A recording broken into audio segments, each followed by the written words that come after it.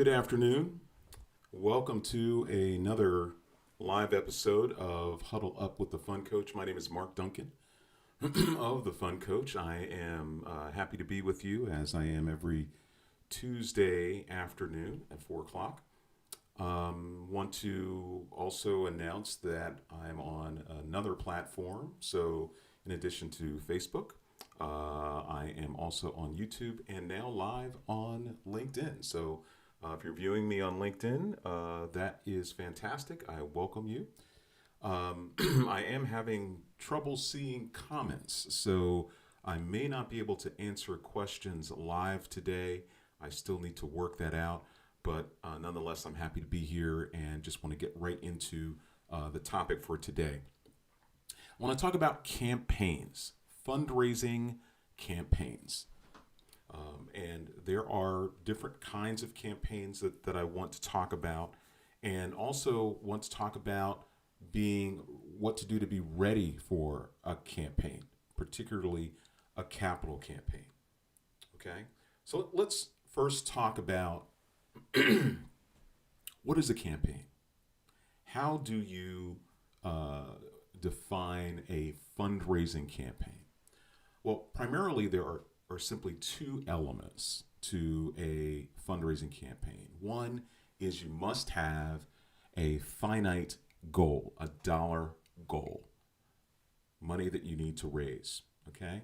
And then you need to have a finite timeline, when you want to raise it by or how long the actual campaign is going to be, okay? So let's start with an annual fund campaign, because this is the campaign that most of us are doing every single year. And it has a finite amount. So whatever your budget calls for your annual operations as it relates to fundraising, that's your goal. That's your fundraising goal. Okay. And then the time that you need to raise it by is really the last day, right up to the last day of your fiscal year. So if your fiscal year starts on July 1st and ends on July 30th, then your annual fund campaign launches on July 1st and ends on June 30th.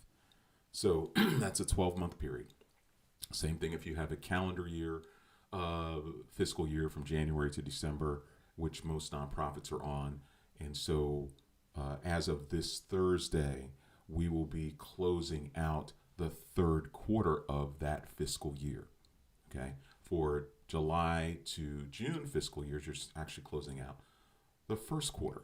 So from July 1st to September 30th, is that right? July, August, September. Those first 3 months are your first quarter. Okay, so knowing that you have that period of time is important. And it does a couple of things, and I'll probably touch on this throughout this session today. And that is whenever you do any kind of fundraising initiative, whether it is a campaign within a campaign, so in other words, if you are trying to raise a certain amount of money through a specific initiative, right? We do events, we do online initiatives. There are a number of initiatives we do, and of course, major gifts, that relationship fundraising piece that we always talk about. Whatever that is, particularly if it's an online or fundraising initiative, you want to have a goal, even if it's a smaller goal than your larger goal. It's a goal, right? It's a finite number that you need to hit by a certain period of time. So, for example, if your annual fund goal is $250,000 and you're going to run an online and a direct mail campaign combined, and that's going to last for, I don't know, a month, then you're going to pick a smaller goal of that $250,000 that you need to raise. But the important thing is that you have an amount that you want to raise and when you want to raise it by. And it does a couple things, actually. One thing it really does, it creates that sense of urgency for your audience. I can't tell you how many times people go on and say, well, we're going to launch a campaign. And sometimes if you're using GoFundMe, of course, you can put the goal in there. But if you don't have when you want to raise it by,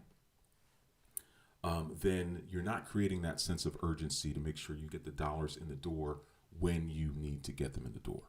Okay. So that's really, really important that you have that sense of urgency. All right.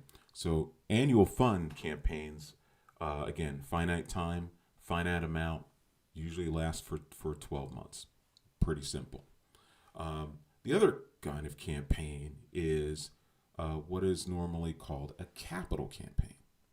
So capital campaign has the same elements: finite time, finite amount. But usually the time for a capital campaign is a bit longer than a year. And the things that you're raising money for in a capital campaign are usually the extra stuff, the stuff that you don't fund out of your operating budget, the things that you need to enhance and build your program and grow your mission, right? It's those one-time expenses. So you could do a capital campaign for a facility, a particular building.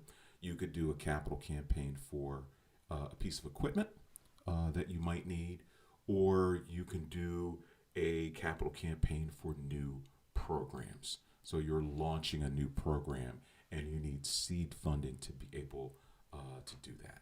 So you need extra capital, hence the word or the term capital campaign, to be able to do those things. And it's going to be really, really important that you're clear about and you know exactly how much you need to build that facility, because things change, prices change, all sorts of things change when we're in the middle of planning for a capital campaign. Equipment, you want to make sure that you have the exact dollar amount, maybe a little bit more that you need to raise.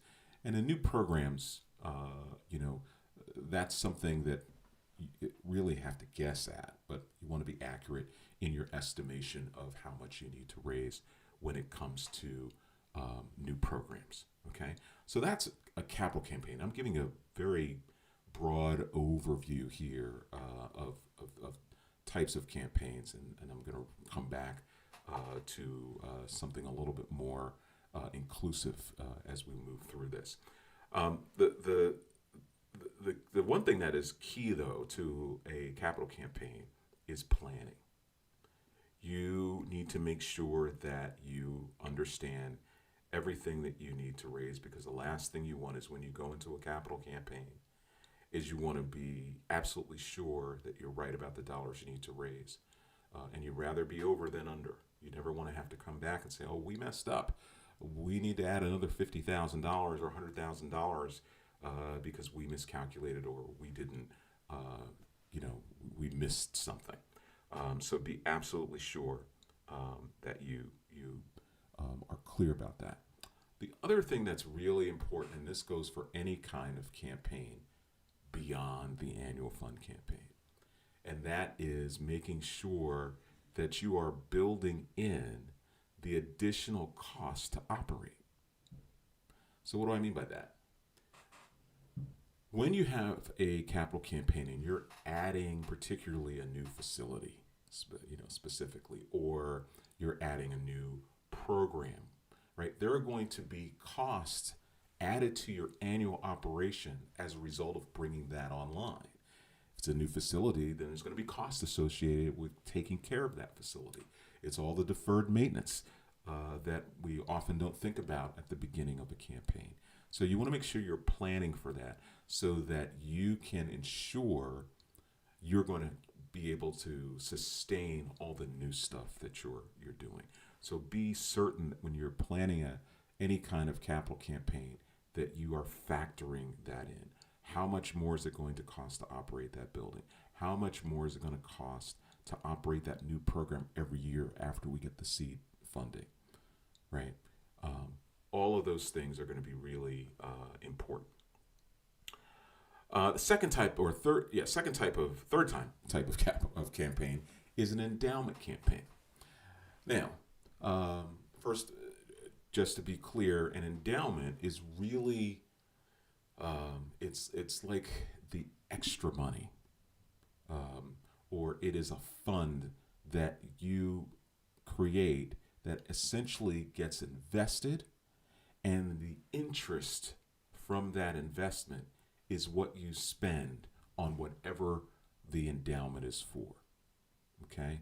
So if you are in need of additional dollars, so let's say you forget to do what I talked about as it relates to the additional cost to sustain the new stuff that you've raised money for in your capital campaign. Well, sometimes retroactively we go back and we will create an endowment so that we have the funding that we need to be able to sustain that new stuff without having to increase your annual operations. So, for example, if you have an endowment goal of $1 million, okay, and let's say you raise $1 million and you endow that, a true endowment. That means it gets invested and managed, and it usually can earn somewhere between 8-9%. But your policy for the spending of that endowment isn't spending everything that you're earning every year, or it shouldn't be. You should be in that 4.5 to 5% of what you earn. So, for $1 million endowment, 5% of $1 million is $50,000. That's $50,000 every year once it's fully funded, meaning the endowment is fully funded at $1 million every year in perpetuity. And if you have a spending policy that is conservative, 4.5-5%, and you're earning somewhere in the area of 8-9%, well, that extra that you earned, you actually roll that into the principal, and now the following year, that 5% is actually a little bit larger because your corpus, your principal, is now larger.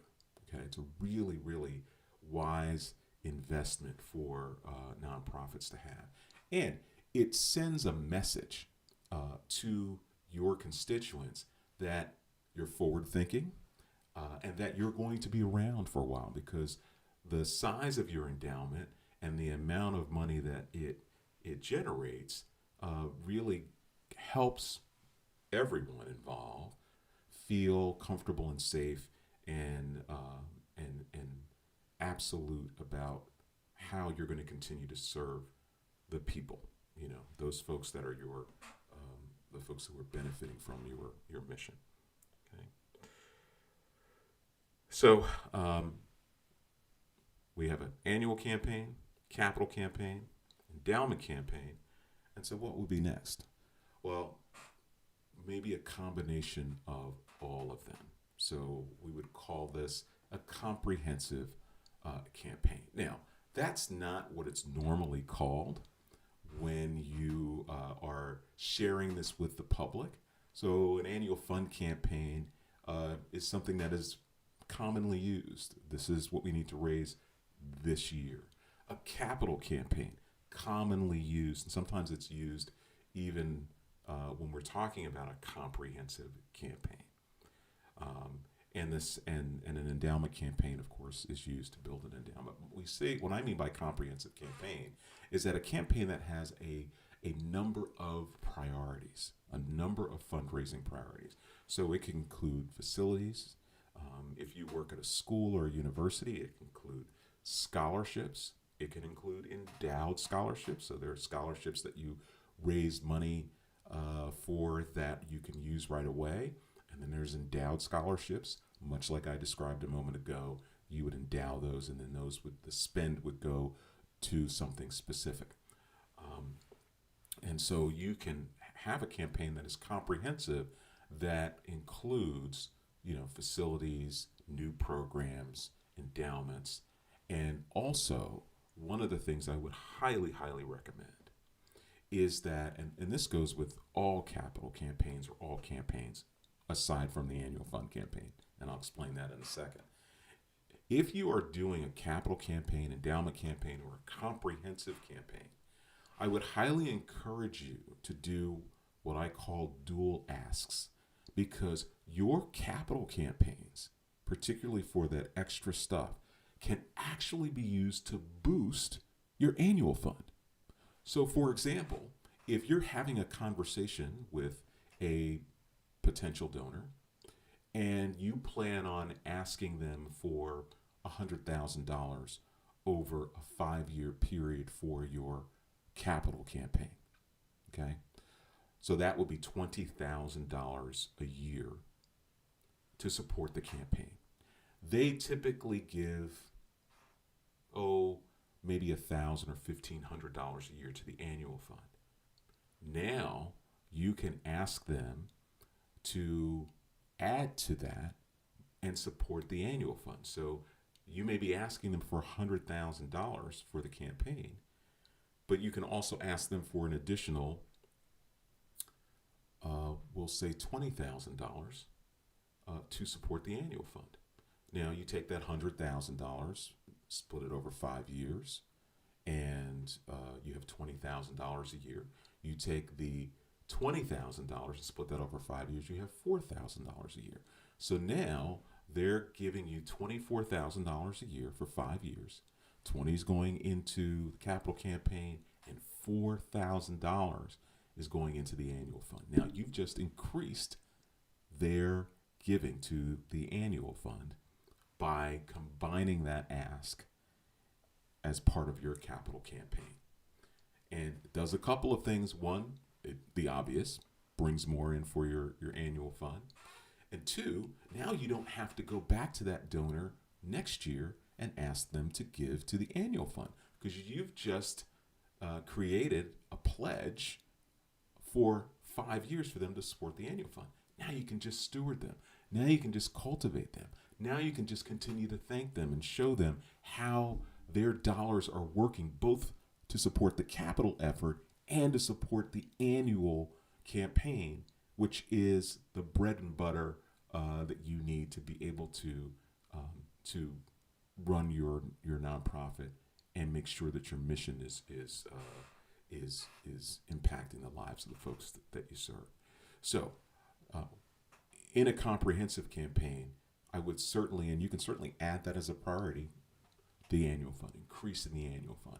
So maybe the annual fund was $250,000, $300,000 a year.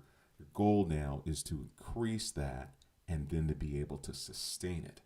So after the campaign's over, even though you have pledges over a long period of time, they're going to be staggered, because a campaign typically should last and usually does last somewhere between 3 to 5 years. Sometimes they're shorter, sometimes they're longer. If they're longer than 5 years, it's usually because it's a pretty significant campaign, and that campaign typically may be at a college, university, or healthcare organization. And so you want to make sure that you think about adding the annual fund to your campaign. Okay? Now, I'm not going to go into all of the details in this session about the building of a capital campaign and all the steps and the phases of a campaign. I'm going to save that for another time. But I do want to talk about how you know when you're ready for a campaign other than your annual fund. So capital campaign, endowment campaign, comprehensive campaign, any campaign that's raising extra money beyond your annual fund. How will you know if you are ready? The first thing that you need to have in place is staff and volunteer alignment on goals, objectives, and process. So staff and volunteer alignment on goals, objectives, and process. So everybody needs to be on the same page, is really what I'm saying.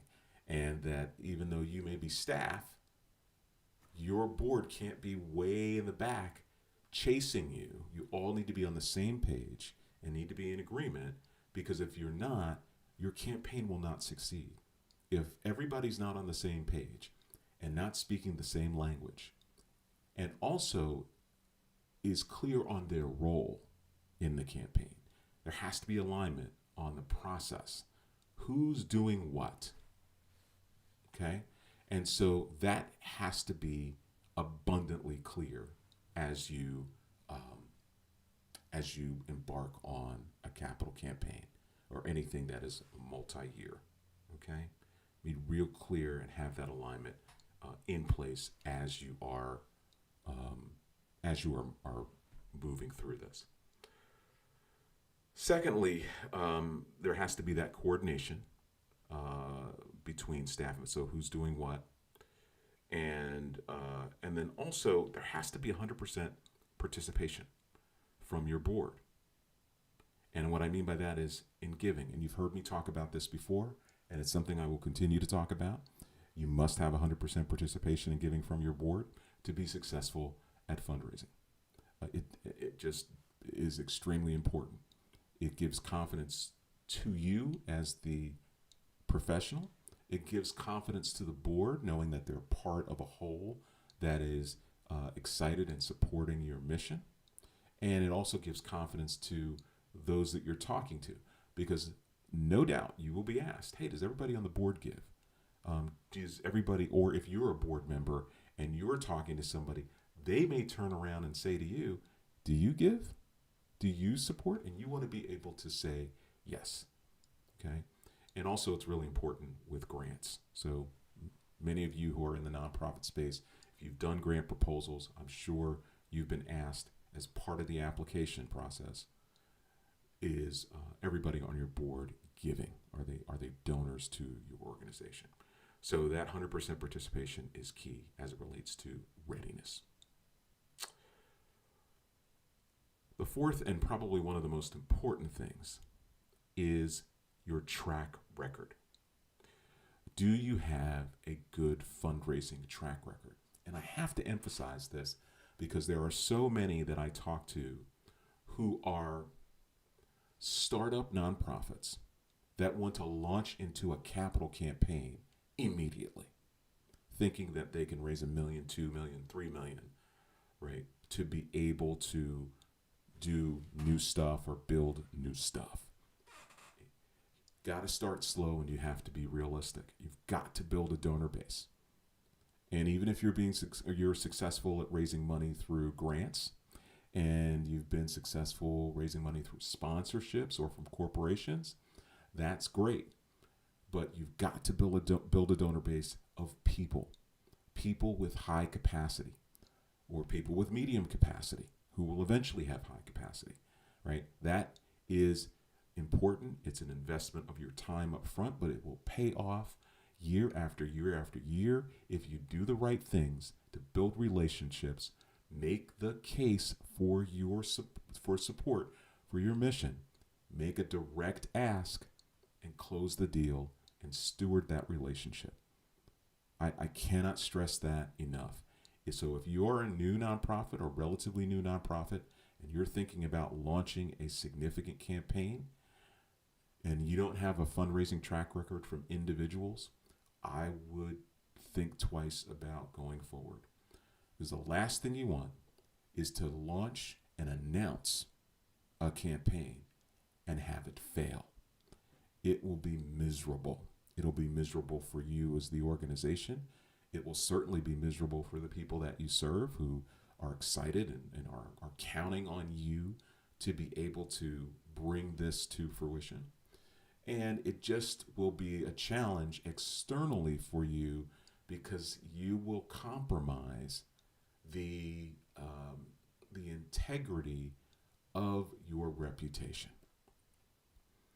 Meaning the confidence that the community had in you may wane a bit because of your inability to be able to succeed in a campaign that you have launched and announced. So it is going to be extremely important that you build that track record. If there's anything you take from this huddle up today, it's that. You've got to build that track record, okay? And then finally, to ensure readiness, you may have to, and you have to ask yourself if you need to, embark on what's called a feasibility study.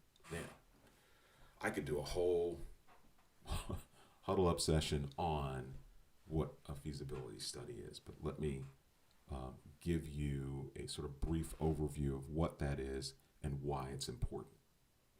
A feasibility study, which is usually done by an outside firm, okay, so whether it is a fundraising consultant or a long-range planning consultant, anyone who is in that space who understands this, you want to bring them in. It's important. You can't do a feasibility study on your own. But first, let me explain what it is. Feasibility study is once you decide on what it is that you want to raise money for, now you're going to go out and very quietly test it. So if you have decided to do a comprehensive campaign or a singular priority campaign that is a facility, a new building, and it's going to cost you, after you've gotten all of this information, it's going to cost you, $6 million.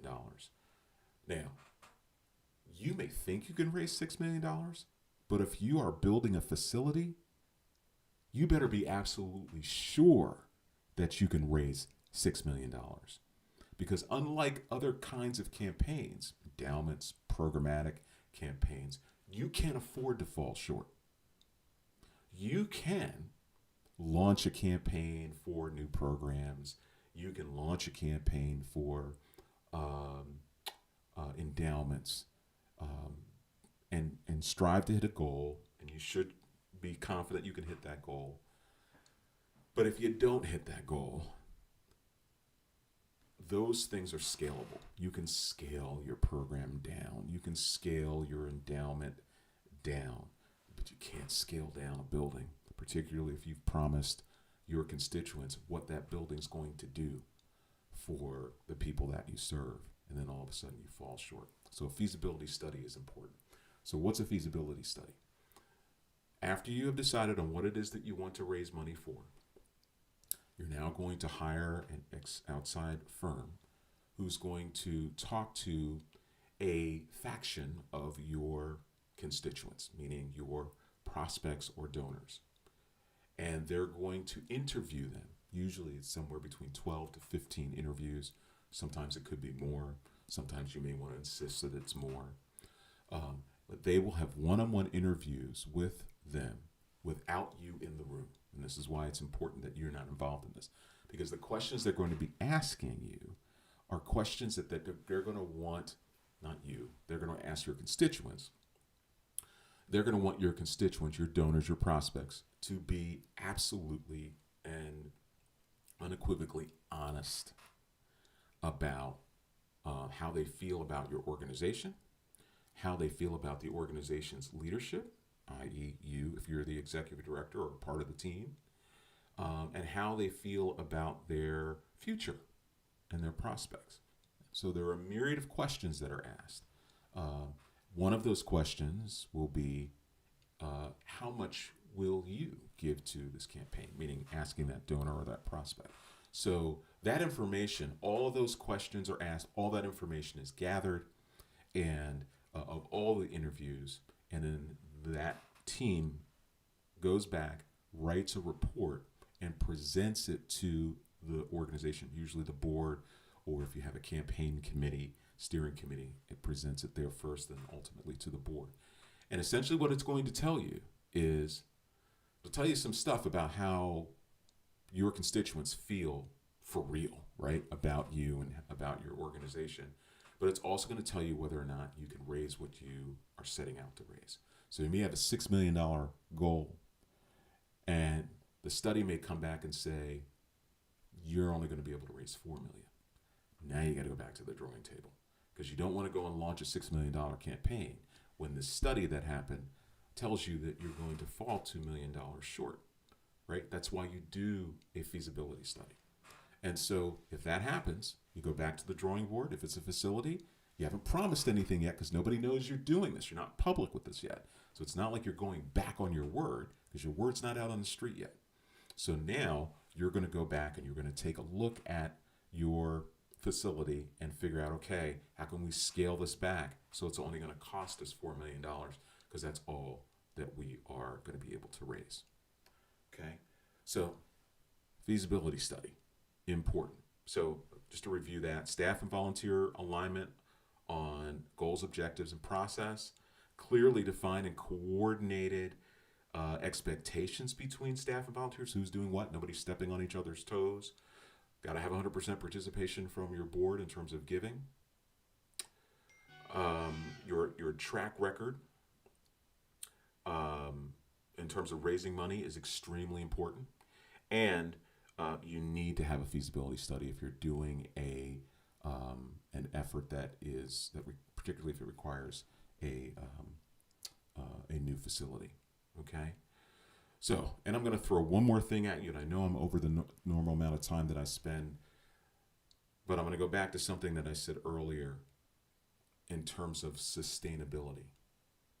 If you are going to build a new facility, I would highly, highly encourage you to use the momentum of the campaign to endow the facility. So tack on an extra 15, 20%, right? Because this is the thing that gets a lot of organizations tripped up. They go out, raise money, new facility, don't think about the cost, not just the cost to sustain it year to year, but the deferred maintenance stuff that comes up in 5 years, 10 years, 15 years, new roof, new HVAC system, new carpeting, new furniture, all of those things, we tend to forget about that. And now we got to go back and we're going to nickel and dime our constituents, asking them to support that. But if you build that in up front and you say, yeah, and we're going to endow it, now you have ensured your constituents that you are forward thinking and that you are building that nest egg to be able to endow that particular facility, so that they don't have to come back to, you don't have to go back to them again and ask them for support. Okay? So, want to thank you for hanging in with me. If you've been in with me the whole 35 minutes, I could talk on and on about campaigns. Feel free to drop any questions in any part of the platforms that you're watching. I will go back and look at those after this, and I'll be able to answer your questions. And I look forward to seeing you all here next week. And as always, fundraising is never, ever about the dollars. It's about what the dollars do for the people that we serve. Thanks.